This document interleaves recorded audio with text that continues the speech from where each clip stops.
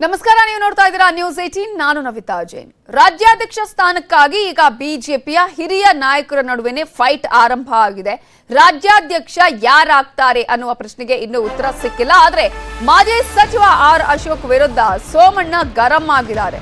ನಾನು ಚುನಾವಣೆಗೆ ಮುನ್ನವೇ ರಾಜ್ಯಾಧ್ಯಕ್ಷ ಸ್ಥಾನವನ್ನ ಕೇಳಿದ್ದೇನೆ ಅಂತ ಹೇಳಿದ್ದಾರೆ ಸೋಮಣ್ಣ ಅವರು. ರಾಜ್ಯಾಧ್ಯಕ್ಷ ಹುದ್ದೆಗೆ ಈಗ ಅನೇಕರು ಪೈಪೋಟಿಯನ್ನ ಕೊಡ್ತಾ ಇದ್ದಾರೆ, ಒಂದಷ್ಟು ಆಕಾಂಕ್ಷಿಗಳು ಕೂಡ ಇದ್ದಾರೆ. ಬಟ್ ಇನ್ನೂ ಕೂಡ ಆಯ್ಕೆ ಆಗಿಲ್ಲ. ನನಗೆ 100 ದಿನ ಕೊಡ್ಲಿ, ನಾನೇನು ಹೇಳಿ ಅಲ್ಲ, ನಾನು ಯಾವುದೇ ಹುದ್ದೆಯಲ್ಲಿದ್ರು ಚಾಲೆಂಜ್ ಆಗಿ ತಗೊಳ್ತೇನೆ.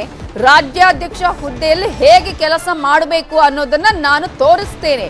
45 ವರ್ಷದ ರಾಜಕೀಯ ಅನುಭವ ಇದೆ ಅನ್ನುವಂತಹ ಮಾತನ್ನ ಸೋಮಣ್ಣ ಅವರು ಹೇಳಿದ್ದಾರೆ. ಜೊತೆಗೆ ಕನಕಪುರದಲ್ಲಿ ಅಶೋಕ್ ರಿಸ್ಕ್ ತಗೊಂಡಿಲ್ಲ ಅಂತಿದ್ದಾರೆ ಜನ ಅನ್ನುವಂತಹ ಮಾತನ್ನು ಕೂಡ ಇದೇ ಸಂದರ್ಭದಲ್ಲಿ ಸೋಮಣ್ಣ ಹೇಳಿದ್ದಾರೆ. ನಾನು ತಗೊಂಡಿರೋ ರಿಸ್ಕ್ ಇವ್ರು ಯಾರು ತಗೊಂಡಿಲ್ಲ. ಬೈ ಎಲೆಕ್ಷನ್ ಸೇರಿ ಹಲವು ಚುನಾವಣೆಯನ್ನ ಚಾಲೆಂಜ್ ಆಗಿ ತಗೊಂಡಿದ್ದೇನೆ. ನನಗೇನು ಹುಚ್ಚಿಡ್ದಿತ್ತ ಸಿದ್ದು ವಿರುದ್ಧ ಚುನಾವಣೆಯನ್ನ ನಿಲ್ಲೋಕೆ ಅನ್ನುವ ಪ್ರಶ್ನೆಯನ್ನ ಮಾಡಿದ್ದಾರೆ ವಿ ಸೋಮಣ್ಣ ಅವರು. ಅನೇಕ ನಾಯಕರ ಜೊತೆ ಕೆಲಸ ಮಾಡಿದ್ದೇನೆ, 10 ಚುನಾವಣೆಗಳನ್ನ ನಾನು ಎದುರಿಸಿದ್ದೇನೆ. ಬಿಜೆಪಿ ಕೊಟ್ಟ ಅನೇಕ ಟಾಸ್ಕ್ಗಳನ್ನ, ಅದು ಕೂಡ ಕಳೆದ ಬಾರಿ 2 ಕ್ಷೇತ್ರಗಳಲ್ಲಿ ನಿಲ್ಲಬೇಕು ಅಂತ ಹೇಳಲಾಗಿತ್ತು. ಆ 2 ಕ್ಷೇತ್ರಗಳಲ್ಲೂ ಕೂಡ ನಾನು ಚುನಾವಣೆಗೆ ಸ್ಪರ್ಧಿಸಿದ್ದೇನೆ.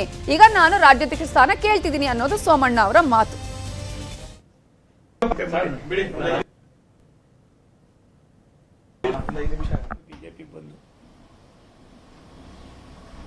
ಅನೇಕ ಚುನಾವಣೆಗಳನ್ನ ಫೇಸ್ ಮಾಡಿದ್ದೀನಿ.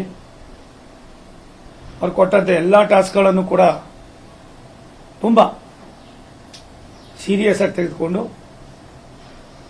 ನನ್ನ ಕೆಲಸವನ್ನು ಮಾಡಿದ್ದೇನೆ.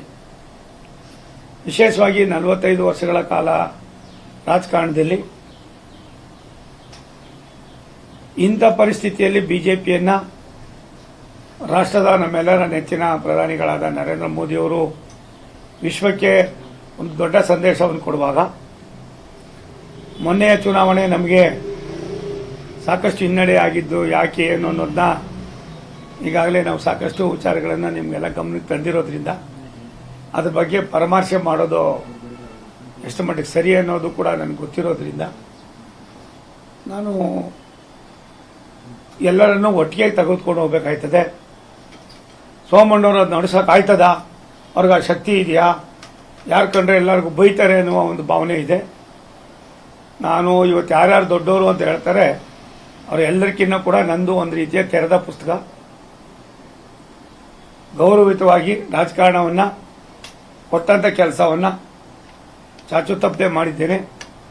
104 ಇದ್ದಂಥ ಸಂದರ್ಭದಲ್ಲಿ 105 ಮಾಡಬೇಕಾದ್ರೆ ಸನ್ಮಾನ್ಯ ಯಡಿಯೂರಪ್ಪನವರು ರಾಜ್ಯದ ಮುಖ್ಯಮಂತ್ರಿಗಳಾಗಬೇಕಾದ್ರೆ 2018 ಮೊನ್ನೆ ಇದರಲ್ಲಿ ಆ ಚುನಾವಣೆ ಒಂದು ರೀತಿ ನಮಗೆ ಯಕ್ಷ ಪ್ರಶ್ನೆ ಆಗಿತ್ತು.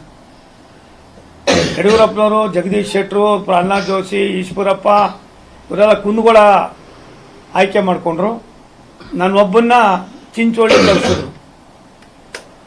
ನಾನು ನನ್ನ ಜೊತೆಗೆ ರವಿಕುಮಾರ್ ಅವರು ಇವತ್ತೇ ನಮ್ಮ ಜನರಲ್ ಸೆಕ್ರೆಟರಿ ಇದ್ದಾರೆ, ಅವರು ನನ್ನ ಜೊತೆಗೆ ಸಾಥ್ ಕೊಟ್ಟರು. ಎಲ್ಲರೂ ಕೂಡ ಚಿಂಚೋಳಿ ಸೋಲ್ತದೆ ಅಂತ ಇದ್ರು. ಚಿಂಚೋಳಿ ಯಾರು ಗೆಲ್ತಾರೋ ಅವ್ರು ಸರ್ಕಾರ ರಚನೆ ಮಾಡ್ತಾರೆ ಅನ್ನೋ ಬಾರಿಕೆ ಇದೆ ಅನ್ನೋದನ್ನು ಹೇಳಿ 43 ದಿನ 47, 48, 40, 50 ಡಿಗ್ರಿ ಇತ್ತು ಬಿಸಿ. ಅಂಥದ್ರಲ್ಲಿ ನಾನು ತಿರುಗಿ ನೋಡಿದಿರೋ ಕೆಲಸ ಮಾಡಿದೆ. ಆ ಚುನಾವಣೆಯಲ್ಲಿ ನಾವು ಚಿಂಚೋಳಿ ಗೆದ್ವಿ. ಕುಂದಗೋಳವನ್ನ ಈ 4 ಅತಿರಥ ಮಹಾರಥರು ಕೂಡ ಸೋತರು. ದೇವದುರ್ಗ ಚುನಾವಣೆ ಬತ್ತು, ಸಿದ್ದರಾಮಯ್ಯನವರು ರಾಜ್ಯದ ಮುಖ್ಯಮಂತ್ರಿಗಳಾಗಿದ್ದರು. ಅವತ್ತು ಕೂಡ ಅದು ಯಾರು ಕೂಡ ಆಸಕ್ತಿ ವಹಿಸಲಿಲ್ಲ. ಪ್ರಹ್ಲಾದ್ ಜೋಶಿ ಅವರು ನನಗೆ ಹೇಳಿದ್ರು ನೀವು ಹೋಗಲೇಬೇಕು ಅಂತ ಒತ್ತಾಯ ಮಾಡಿದ್ರು. ಆ ಚುನಾವಣೆಗೂ ಕೂಡ ಬೆಳ್ಳಣಿಕೆ ಎಷ್ಟು ಜನ ಬಂದರು. ಆ ಚುನಾವಣೆಯನ್ನು ಕೂಡ ಒಂದು ರೀತಿ ತೆಗೆದು ಮಾಡಿದ್ದೀನಿ.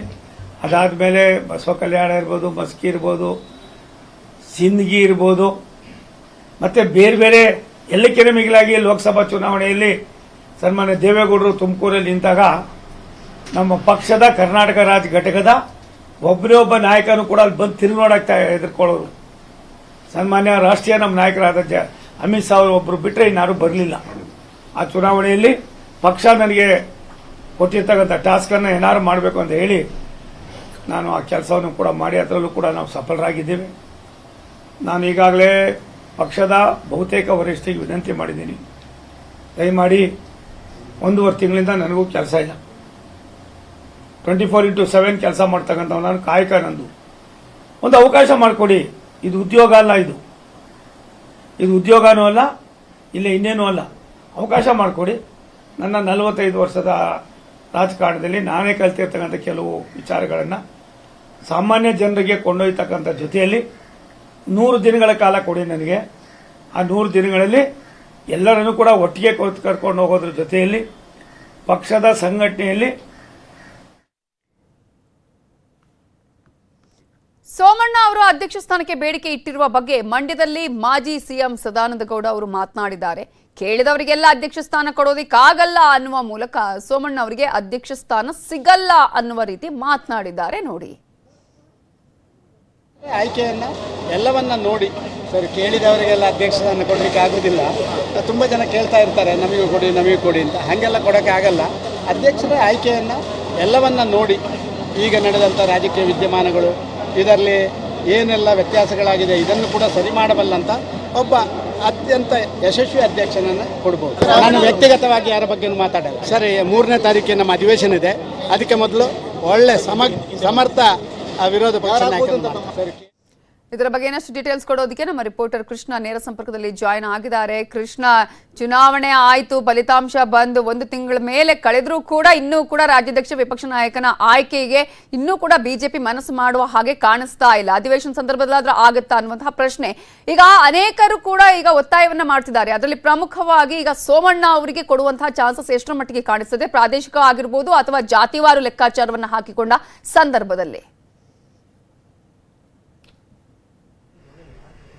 ನವಿತಾ, ಇಲ್ಲಿ ಮುಖ್ಯವಾಗಿ ಜಾತಿವಾರು ಮತ್ತು ಸಮುದಾಯವಾರು ಅನ್ನೋದಕ್ಕಿಂತ ಮುಖ್ಯವಾಗಿ ಶಕ್ತಿ ಅನ್ನೋದ್ರ ಬಗ್ಗೆ, ಸಾಮರ್ಥ್ಯದ ಬಗ್ಗೆ ಪಕ್ಷದಲ್ಲಿ ಏನ್ ಕೆಲಸವನ್ನ ಮಾಡಿದ್ವಿ ಆ ಒಂದು ಕಾರಣವನ್ನ ಮುಂದಿಟ್ಕೊಂಡು ಈಗ ರಾಜ್ಯಾಧ್ಯಕ್ಷ ಸ್ಥಾನವನ್ನ ಕೇಳುವಂತ ಒಂದು ಕೆಲಸವನ್ನ ಮಾಡ್ತಿರುವಂತದ್ದು. ಈಗಾಗಲೇ ನಾವು ಗಮನಿಸಿರಬಹುದು, ಮಾಜಿ ಸಚಿವರಾಗಿರ್ತಕ್ಕಂಥ ಆರ್ ಅಶೋಕ್ ಅವರು ಕೂಡ ಒಕ್ಕಲಿಗ ಸಮುದಾಯದ ಪ್ರಬಲ ನಾಯಕರಾಗಿದ್ದಾರೆ. ಈಗಾಗಲೇ ಅವರು ರಾಜ್ಯಾಧ್ಯಕ್ಷ ಆಗುವಂತ ನಿಟ್ಟಿನಲ್ಲಿ ಕೂಡ ಒಂದಷ್ಟು ಕಸರತ್ತನ್ನ ಮಾಡ್ತಾ ಇದ್ದಾರೆ. ತಮ್ಮದೇ ಆದಂತಹ ತಂತ್ರಗಾರಿಕೆ ಮುಖಾಂತರವಾಗಿ ರಾಜ್ಯಾಧ್ಯಕ್ಷ ಸ್ಥಾನವನ್ನು ಪಡೆದುಕೊಳ್ಳುವಂತ ನಿಟ್ಟಿನಲ್ಲಿ ಕೂಡ ಪ್ಲಾನ್ ಅನ್ನ ಮಾಡ್ಕೊಳ್ತಾ ಇದ್ದಾರೆ. ಈಗಾಗಲೇ ಕಳೆದ 1 ತಿಂಗಳಿಂದಲೂ ಕೂಡ ಸರ್ಕಾರದ ಗ್ಯಾರಂಟಿ ಯೋಜನೆಗಳ ಮುಖಾಂತರ ವಿರುದ್ಧವಾಗಿ ಒಂದು ಆಕ್ರಮಣಕಾರಿಯಾಗಿ ಹೋರಾಟವನ್ನು ಮಾಡ್ತಾ ಇರುವಂತದ್ದು, ಆ ಮುಖಾಂತರವಾಗಿ ರಾಜ್ಯಾಧ್ಯಕ್ಷ ಸ್ಥಾನವನ್ನು ಪಡೆಯುವಂತ ನಿಟ್ಟಿನಲ್ಲಿ ಕೂಡ ಕೆಲಸವನ್ನು ಮಾಡ್ತಾ ಇದ್ದಾರೆ. ಅದ್ರ ಜೊತೆಗೆ ಮಾಜಿ ಸಚಿವರಾಗಿರ್ತಕ್ಕಂಥ ಅಶ್ವಥ್ ನಾರಾಯಣ ಕೂಡ ಅದೇ ಸಾಲಿನಲ್ಲಿದ್ದಾರೆ, ರಾಜ್ಯಾಧ್ಯಕ್ಷ ಸ್ಥಾನದ ಆಕಾಂಕ್ಷಿ ಕೂಡ ಆಗಿದ್ದಾರೆ. ಇದ್ರ ಜೊತೆಗೆ ಈಗ ಮಾಜಿ ಸಚಿವರಾಗಿರ್ತಕ್ಕಂಥ ಸೋಮಣ್ಣ ಅವರು ಕೂಡ ಈಗ ರಾಜ್ಯಾಧ್ಯಕ್ಷ ಸ್ಥಾನಕ್ಕೆ ಬೇಡಿಕೆಯನ್ನು ಇಟ್ಟಿದ್ದಾರೆ.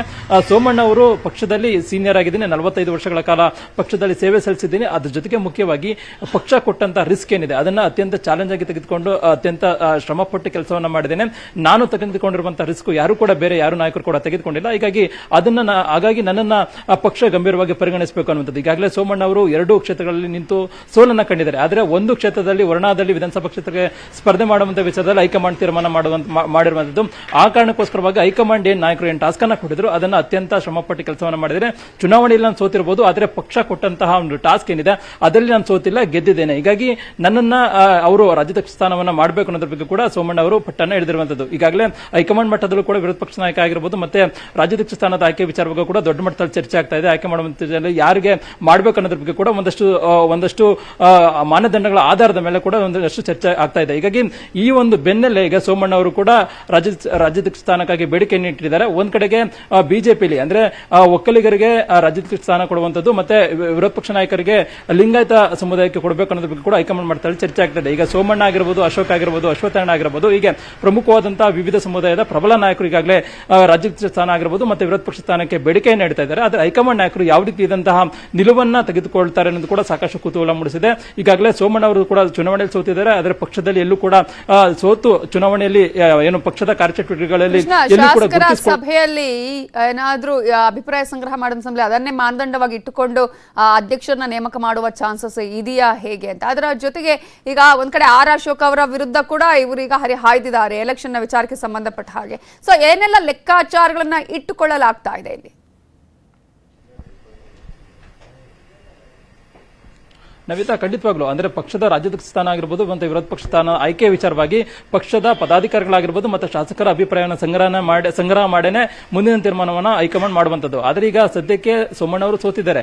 ಅದೇ ಸೋತರೂ ಕೂಡ ನಾನು ಈಗ ಪಕ್ಷದ ರಾಜ್ಯಾಧ್ಯಕ್ಷ ಸ್ಥಾನದ ಆಯ್ಕೆ ಆಗ್ತೀನಿ, ಅಂತಿಮವಾಗಿ ಪಕ್ಷ ಏನು ಸಂದಿಗ್ಧ ಪರಿಸ್ಥಿತಿಲಿದೆ ಅದನ್ನ ಮೇಲಕ್ಕೆ ಎತ್ತುವಂತ ಕೆಲಸವನ್ನ ಪ್ರಾಮಾಣಿಕವಾಗಿ ಮಾಡ್ತೀನಿ, ನನಗೆ 100 ದಿನ ಕೊಟ್ಟು ನೋಡ್ಲಿ ಅನ್ನೋ ಒಂದು ಮಾತನ್ನು ಕೂಡ ಸೋಮಣ್ಣ ಅವರು ಹೇಳ್ತಾ ಇದ್ದಾರೆ. ಆದ್ರೆ ಹೈಕಮಾಂಡ್ ನಾಯಕರು ಸೋತಂತವರಿಗೆ ರಾಜ್ಯಾಧ್ಯಕ್ಷ ಸ್ಥಾನವನ್ನ ಕೊಡುತ್ತಾ ಅನ್ನೋದು ಕೂಡ ಸಾಕಷ್ಟು ಪ್ರಶ್ನೆ ಆಗಿರುವಂತದ್ದು. ಯಾಕಂದ್ರೆ ಈಗಾಗಲೇ ಗೆದ್ದ ಇದ್ದಂತಹ ಶಾಸಕರು ಕೂಡ ಒಂದಷ್ಟು ಪ್ರಯತ್ನವನ್ನ ಮಾಡ್ತಾ ಇದ್ದಾರೆ ರಾಜ್ಯ ಸ್ಥಾನವನ್ನ ಪಡೆಯುವಂತ ನಿಟ್ಟಿನಲ್ಲಿ. ಆದ್ರೆ ಹೈಕಮಾಂಡ್ ನಾಯಕರ ಲೆಕ್ಕಾಚಾರನೇ ಬೇರೆ ಇದೆ. ಯಾಕಂದ್ರೆ ಈಗಾಗಲೇ ಚುನಾವಣೆ ಅತ್ಯಂತ ಹೀನಾಯ ಸೋಲನ್ನ ಕಂಡಿದ್ದಾರೆ. ಬರುವಂತ ಲೋಕಸಭಾ ಚುನಾವಣೆ ಕೂಡ ಅತ್ಯಂತ ಪ್ರಮುಖವಾದ ಪಾತ್ರವನ್ನ ವಹಿಸುತ್ತೆ. ಹೀಗಾಗಿ ಎರಡು ಸಮುದಾಯಗಳು ಅಂದ್ರೆ ಒಕ್ಕಲಿಗ ಆಗಿರ್ಬೋದು ಮತ್ತೆ ಲಿಂಗಾಯತ ಸಮುದಾಯಗಳನ್ನ ಟಾರ್ಗೆಟ್ ಅನ್ನ ಮಾಡ್ಕೊಳ್ಳೋದ್ರ ಮುಖಾಂತರವಾಗಿನೇ ಒಂದ್ ರೀತಿ ಎರಡು ಸ್ಥಾನವನ್ನ ತುಂಬಬೇಕಾಗುತ್ತೆ. ಹೀಗಾಗಿ ಹೈಕಮಾಂಡ್ ಲೆಕ್ಕಾಚಾರದ ಮೇಲೆ ಈ ಒಂದು ರಾಜ್ಯ ಸ್ಥಾನ ಆಗಿರ್ಬೋದು ಮತ್ತೆ ವಿರೋಧ ಪಕ್ಷದ ನಾಯಕ ಆಯ್ಕೆ ವಿಚಾರವಾಗಿ ತೀರ್ಮಾನ ಆಗುತ್ತೆ. ಆದ್ರೆ ಸದ್ಯಕ್ಕಂತೂ ಈಗ ಏನು ರಾಜ್ಯಾಧ್ಯಕ್ಷ ಸ್ಥಾನದ ಆಕಾಂಕ್ಷಿಗಳು ಪ್ರಬಲವಾಗಿ ಆಕಾಂಕ್ಷಿಗಳಾಗಿರ್ತಂತ ಸೋಮಣ್ಣ ಆಗಿರ್ಬೋದು ಮತ್ತೆ ಮುಖ್ಯವಾಗಿ ಅಶೋಕ್ ಆಗಿರ್ಬೋದು ಮತ್ತೆ ಅಶ್ವತ್ಥಣ್ಣ ಆಗಿರ್ಬೋದು ಹೀಗೆ ಹಲವರು ಎಲ್ಲರೂ ಕೂಡ ಈಗಾಗಲೇ ಪಟ್ಟಣ ಹಿಡಿದಿದ್ದಾರೆ. ಆದ್ರೆ ಹೈಕಮಾಂಡ್ ನಾಯಕರು ಯಾವ ರೀತಿ ಹೇಗೆ ತೀರ್ಮಾನ ಮಾಡ್ತಾರೆ ಅನ್ನೋದು ಕೂಡ ಈಗ ಸಾಕಷ್ಟು ಪ್ರಶ್ನೆ ಆಗಿರುವಂತದ್ದು. ಯಾವಾಗ ಮಾಡ್ತಾರೆ ಈ ತೀರ್ಮಾನ ಅನ್ನೋದು ಕೂಡ ಕುತೂಹಲ.